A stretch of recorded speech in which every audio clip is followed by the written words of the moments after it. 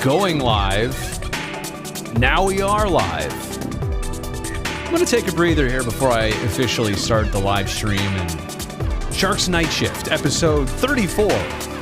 My first one of 2022. Well, I guess I thought the music was ending right there, but it was just kind of a breakdown.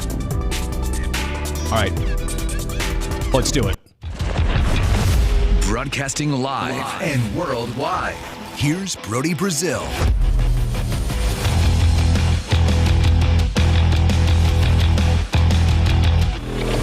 Welcome to Sharks Night Shift. Unfortunately, a loss that played out not in identical fashion, but in the same overall theme.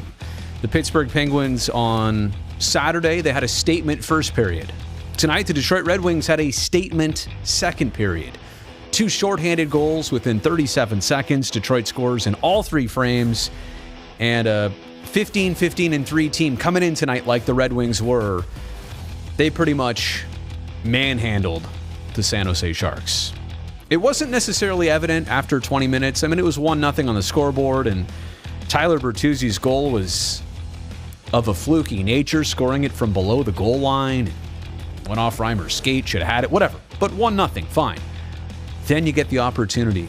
You get Giovanni Smith's 5-minute major. You're on the power play, extended opportunities. Can't do anything with it offensively. And then the Sharks let up the next two goals of the game. Less than 3 minutes into the second period, the unraveling begins. It's 3-0. Now, 3-0 in this league, early in the second period, should not be insurmountable, but let's be honest. That is a lead that's pretty convincing, and that's a deficit if you're the Sharks right now, the way they've been playing. That's pretty hard to come back from. You look at their 4 games since the Christmas break. Now, for the Sharks, Christmas break this time meant 12 days off. Not the 24th, 5th, and 6th like normal.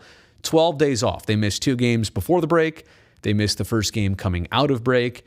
And since then, the Sharks have played 4 times. They've allowed 6. They've allowed 7. They've allowed 8. And they also allowed 2 to the Flyers. Now, in that game, and everybody's looking back at that game, as they should right now, and saying the Sharks played pretty well. Yes, they played Philly close. They played Philly tight in that game. But it was really a 3-2 game down the stretch. 5-2 was the final score. If I'm correct, weren't there 2 empty netters in that game? Isn't that how we got to the little bit of the bigger cushion and final score? It was a convincing win. I'm not taking anything away from that game more than a week later. What I'm here to say is that that's been the lone bright spot. And even that wasn't, a one-sided drubbing by the Sharks. And that's the one game since the Christmas break where they've looked really good. Other than that, 8-7 against the Desert Dogs. But you can write that one off. 8-7 in a shootout, by the way. And didn't they have a late 7-5 lead? Yes, they did. But yeah, everybody was rusty coming off a dozen days with no games and Christmas and some guys just returning from COVID protocol. Fine, that is what it was. And you're allowed to have that as your first game back. Then Philly, they played. Yeah, they looked good. I mean, didn't win by a ton, but looked good. That's fine. And then you start this road trip where the Sharks have unfortunately made it a theme to allow big periods. And again, Detroit scoring in all 3 periods. Just a really messy effort by the Sharks. And I think if you're looking at different breakdowns on this, if you're looking at different perspectives, I thought Brent Burns, and he's trying to weave the words here best as possible without throwing anybody under the bus, but also trying to be accurate and trying to really share his thoughts.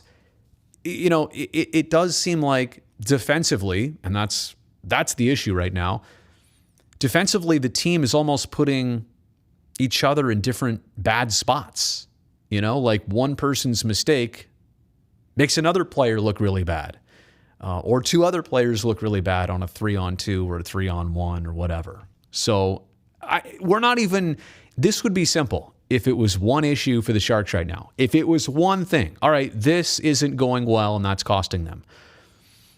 What honestly can you say? And I would love to see the comments. We'll dive into those in a second. But if I'm here to diagnose, can you even narrow it down to one thing with this team in the last couple games?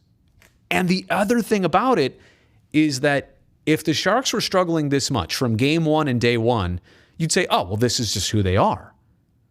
But see, that's the thing. I don't think what you've seen since the Christmas break, I don't think this is who the Sharks actually are. They're better than this. Now, missing Logan Couture, missing Mario Ferraro. Jake Middleton ended up playing, he was part of the hockey game for its first 18 minutes. 18-16 is when Giovanni Smith hit him and elbowed him and he headbangs the glass. So, the final, let's just call it the final 42, he's not even a part of the game. I certainly wish him the best. Head injuries are scary. Sometimes in the moment, they're actually not seemingly bad. They progressively get worse. I don't even want to suggest that. I take no joy or pride that I don't even want to go down that road, but I'm just here to be realistic about it. I hope things get better for mids as opposed to anything else. And a lot of times that does happen. He's an integral part of this team. So now you're down Vlasic, who's a healthy scratch. We'll discuss that in a second. You're down Mario Ferraro, who's on COVID protocol. And now you're down Jake Middleton. So there are three of your regular, everyday defensemen. They're not in. And you're playing the rest of tonight's game with 5D. Now, all that being said, if you had Couture tonight, and you had Ferraro tonight, and you had Middleton for most of the game tonight, and you could put Vlasic in, you could still healthy scratch him out. Look, however you want to do the equation, even if the Sharks had all the coals to throw in their fire tonight and get the hottest temperature out, would the result have been any different? Does that make sense? What I'm trying to say is that the subtraction of those players tonight, I'm not sure that was at all the difference in a 6-2 final score. The Wings looked that good because the Sharks looked that bad for certain sequences. And we say it was, one bad period. It was the second. Well, yeah, that's when the scoreboard changed. But honestly, the first and the third had equal sour tastes if you watched them and digested them. So there you go. 34 games into this season. The Sharks are better than what they've showed in these last couple games. I think there is a certain fear that, they came out of the gate, obviously 4 wins in a row, but even after that had a pretty good road trip. They've had statement wins. They even had some losses that you would get encouraged by. You'd say, all right, that was a difficult opponent tonight. Look at the way the Sharks came back. Look at the way they played so-and-so, whatever. And those are fine. Those are moral victories that count for nothing in the standings, but at least they give an indication of where the team's at. But when you lose a couple like they have in a row here, those are the losses that not only hurt you in the standings, they hurt you in the heart. So, what does Thursday bring? In Buffalo, you get the Sabres and Flyers to close out this road trip. And again, the big fear is, are the Sharks settling into something that's less than where they started? Because I think at the beginning of the year, first 20 games, tons of optimism. They've turned a corner, and I still believe. I want to make my thoughts clear on this. I still believe that's in the cards for them. I don't think that's a far-fetched thought that they could be far away from it. But at the same respect, you have to have the statements that go along with it, and I'm really looking forward to Thursday and the rest of this trip to see where the Sharks go with it. All right, I'm going to dive into comments here in just a second. First, let me just check. Let me just check the text messages. I'm getting a ton here for all of a sudden for a certain reason here.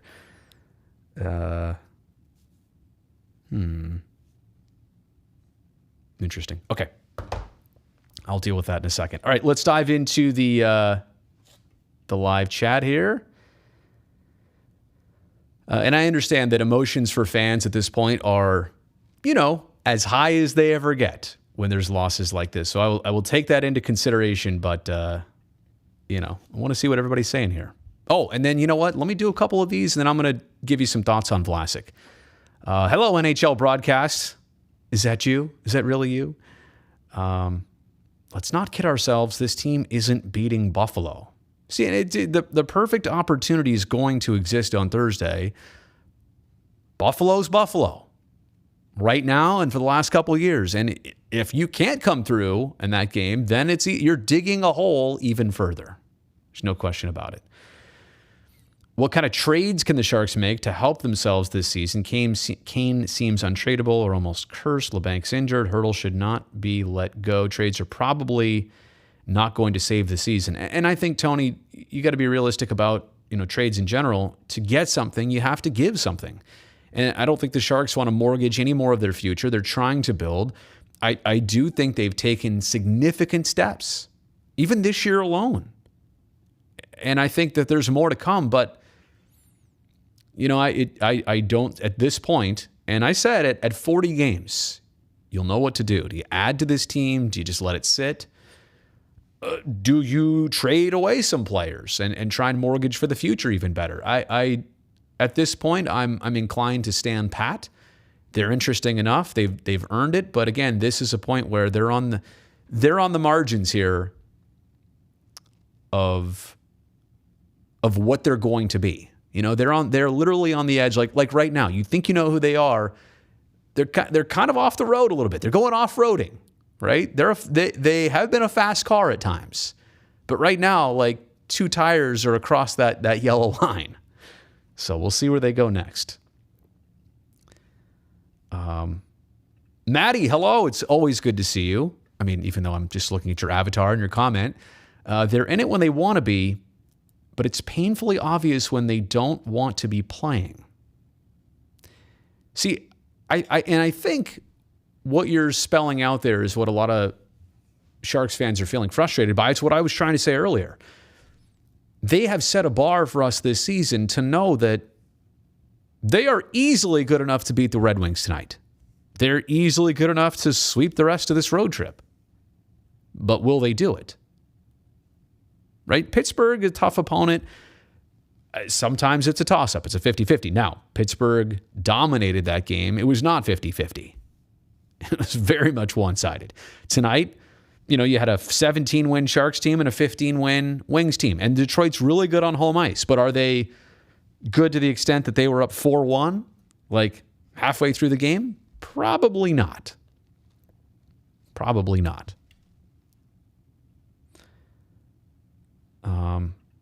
Does management need to address coaching if they keep playing like this?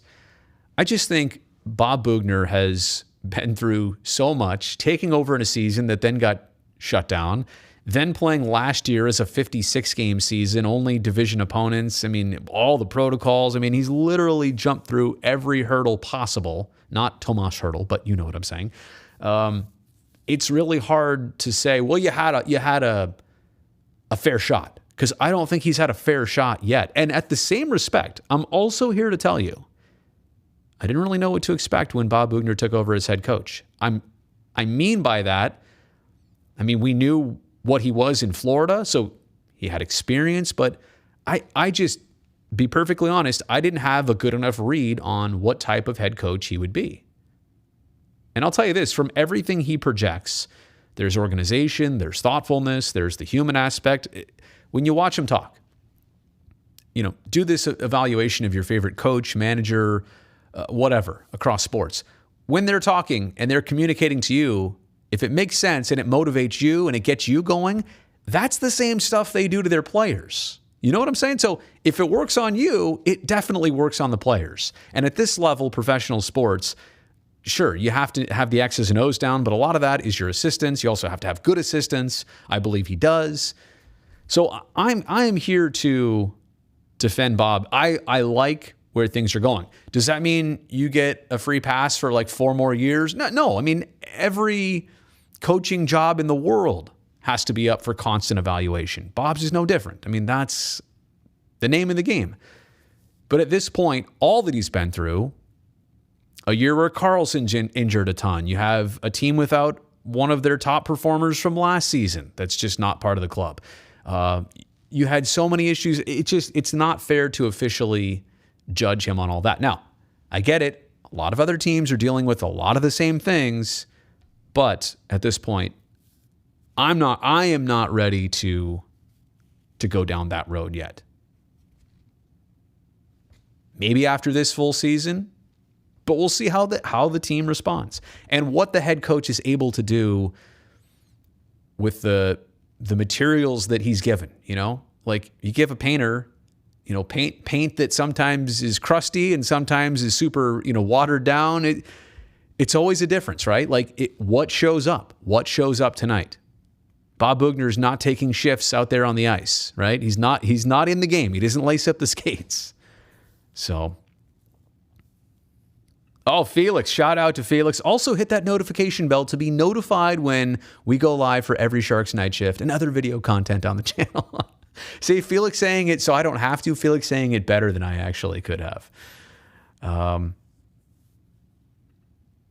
I do think losing your mood maker and leader are huge blows to morale, but it's no excuse for sloppy play and giving up possession. Maddie, I totally agree. And that's going back to what I was saying before.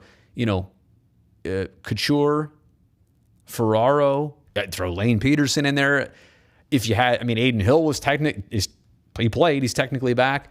And throw all those guys in the lineup tonight. Does it make a difference? Or do the Sharks still lose 6-2? I think they still, the way they played as a group, probably still would have lost the game. It's a team game. A couple individuals can only do so much. One more comment here, then I want to talk about Vlasic. Try Burns at forward again. I think that ship has sailed. I actually think Brent Burns is having a heck of a season on defense. I realize there are still some mistakes and plays that we all, want back or wish turned out different. But overall, this season, on the whole, 34 games, he's tightened it up defensively. 3 goals only, but tons of assists, a playmaker. Pretty content with Brent Burns and this season. All right, so let's talk about Marc-Edouard Vlasic for just a second. Tonight, scratched, a healthy scratch for the first time in, I'll be honest, all my 13 years covering the team. I don't recall that that's ever happened. And even as a fan before that, I'm hard-pressed to even remember, if ever, Marc-Edouard Vlasic has been healthy and available for a game, and the Sharks head coach has decided not to start him and not to play him. So I think what kind of should be a surprise here to everybody, this is not your typical player. This is Marc-Edouard Vlasic of Team Canada. Marc-Edouard Vlasic, a player who, not long ago we would always say he's not going to get the Norris recognition because he's not scoring a ton of goals, but he would go up against every opponent's top line and shut him down on a regular basis, whether he was working with Justin Braun as he did for many years. Like we know the pedigree of MEV, Marc-Edouard Vlasic. And so now to see this, and I don't think this moment comes as a surprise. We know that even in the lineup alone, like minutes-wise and pairing-wise, at some point he was not in the top 2. And then at some point he was now not in the top 4. He's been a third pair defenseman all season long. So that was a step. And when I say a step, that's something that the coaching staff is dictating, they're seeing, and they are slotting that in. And tonight, to slot him out, that is another statement that the coaching staff is trying to make. I want to make this point, though. As much as some people are shocked by this, and you should be. The way I just built it up, obviously, I want people to take notice. That's a big deal. At the same respect, having somebody take one game off, what has Vlasic played, 1,113, 14 games, something like that? To think that he's got that many under his belt, he doesn't miss hardly any games for injury, right? Really doesn't. He's been a very healthy player over the years. So is it a big deal to just say, hey, tonight, watch this one from the press box? This is not a punishment. But maybe it is, right? But at the same respect, this is not to belittle you. This is the opportunity to take a breather, mentally, physically, reset, look at yourself, look at watch it from the press box. Sometimes that's all somebody needs. Now, you have to gauge as a coach, what's the response you're going to get from this player? Certain individuals will handle this and come back with a fire like you've never seen. Other guys may not take to it as well. It doesn't mean anything to them. It just means, I sat here and watched tonight, and I'm going to go back to the hotel, get on the plane, and go to the next city. So you have to, if you're Bob, you have to know that you push the right button for Marc-Edouard Vlasic. And we will see. We will see what the button is. I mean, is it possible he wouldn't play again next game? I highly doubt it. I think the one game is it. I think a lot of times that alone is the message. But I want to build it up because, like I said, it's a big deal, but I also want to put it in its place. It's a certain message that's not to be meant than more than a message, right? And how many times in life do you think we all need, the certain wake-up call, the certain, realization? So hopefully that makes sense. What comes next? Here, the best way to put it is this. What comes next with 44 for me is way more important than where he's been in the last handful of games or this entire season. Maybe Detroit should get some credit too. They feasted on the Sharks tonight, specifically Tyler Bertuzzi. An interesting study across the NHL this year. He really is. 15 games, won't be playing any north of the border. Mike Babcock used to call Vlasic a human eraser. Been scratching your head wondering what's happened to Eddie. Has he lost a step? Is he dealing with a nagging injury? Hope it's neither. But Alden is flummoxed. Alden, you better get that checked out. If you're flummoxed, I think that's a condition. It's a great word, by the way. And I agree. That's another thing, and I'm glad you brought it up. So many people are perplexed. Let me use my fancy words, too. So many people are perplexed with Vlasic. How could you have been that much of an everyday, every game reliable force with the Sharks? And maybe it's physical attributes. I don't know. Honestly, I don't know. I'd like to, I wish I had a simple answer. Maybe he does too. I don't know if it's one thing, if it's a combination of things. But clearly for Vlasic, things are just different. Am I at SAP Center right now? No. I am at the NBC Sports California World Headquarters in San Francisco. All right. Brody is all over the place. Too much sugarcoating. Well, N. Hernandez, if I can call you N. Hernandez. I know fans are frustrated, so that's the obvious sentiment. And I agree. I had to do the postgame show for that 6-2 loss and 2 shorthanded goals. And Detroit, kind of scoring at will, and the Sharks with no answers. I've already, we get it. The score and that effort in the game speaks for itself. I do not think I'm sugarcoating this at all. What's the response? You're being challenged. The Pittsburgh clunker, that happens. But the Pittsburgh clunker and then the Detroit clunker right after that, back to back on this road trip, and really only a couple days removed from the Arizona clunker. Let's call it what it is. You scored 7 goals in that game. You got your 8th in the shootout, but you also gave up 7 to the Desert Dogs. Hang on a second. Oh, do I not have the beer sound effect? That is an epic fail. Oh, wait. It's got to be in here somewhere. Seriously? How can I... Why would I say Desert Dogs and then not have the beer sound effect? That's just embarrassing, Brazil. I have that one. Oh, I've got a hockey bar. Oh, wait. I didn't realize you could see that on my screen. Here we go. Oh, I found it.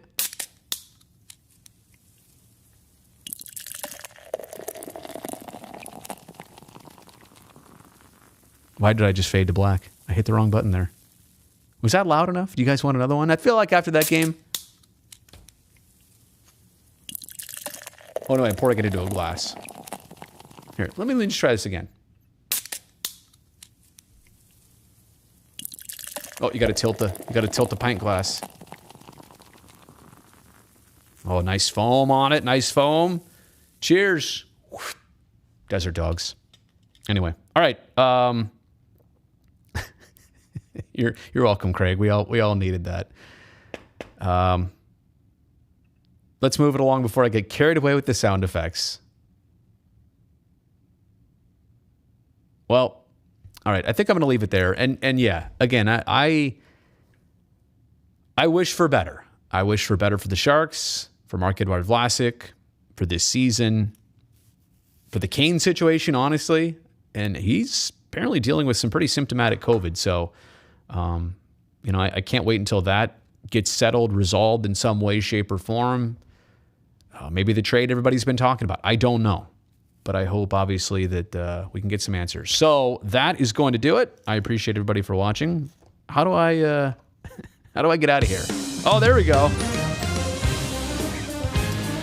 I'll put you on the second camera over here as I say goodnight. We'll do this all over again on Thursday. Sharks on that every other day schedule, right? 3:30 p.m. Pacific time, pregame live. Sharks in Buffalo, home of Curtis Brown at one point. Got to win on Thursday. There's no question about it. Thanks to everybody for tuning in, by the way. I really appreciate it. Like, when you're here after a loss like that, that says something to me. If you're watching right now, after those two teams did what they did, I appreciate you. You know you're truly a Sharks fan. There's no question about it. All right, everybody.